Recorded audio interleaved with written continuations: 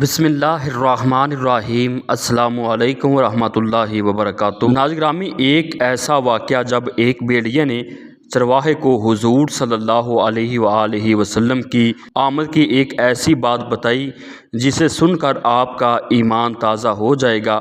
علماء کرام اس واقعے کو نبی پاک صلی اللہ علیہ وآلہ وسلم کا معجزہ تصور کرتے ہیں، اور اس واقعے کو حضرت ابو سعید خدری اور حضرت ابو ہریرہ رضی اللہ تعالی عنہ نے روایت کیا ہے، اور امام بہقی اور امام احمد بن حنبل رحمۃ اللہ علیہ نے اپنی کتابوں میں یہ واقعہ تصریح کے ساتھ لکھا ہے۔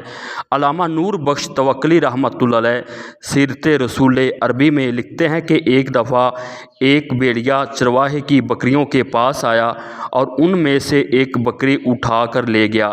چرواہے نے یہ دیکھ کر اس کا پیچھا کیا، یہاں تک کہ بھیڑیے کے منہ سے اپنی بکری کو چھڑوا لیا۔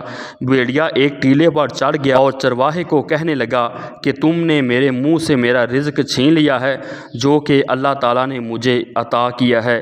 چرواہا یہ دیکھ کر کہنے لگا، بخدا اس سے پہلے میں نے کبھی نہیں دیکھا کہ ایک بھیڑیا انسانوں کی طرح بات کر رہا ہے۔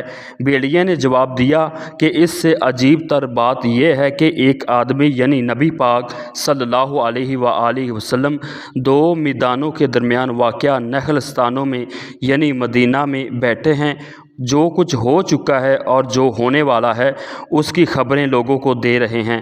چرواہا یہودی تھا، وہ حضور صلی اللہ علیہ وآلہ وسلم کی بارگاہ میں چلا گیا اور پھر مسلمان ہو گیا۔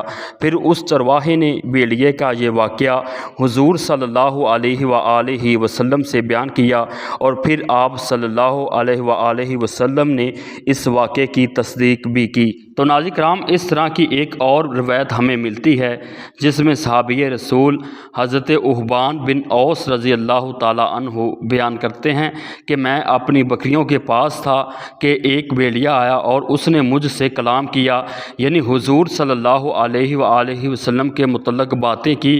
یہ سن کر حضرت احبان بن اوس رضی اللہ تعالی عنہ نبی پاک صلی اللہ علیہ وآلہ وسلم کی بارگاہ میں حاضر ہوتے ہیں اور اسلام قبول کر لیتے ہیں۔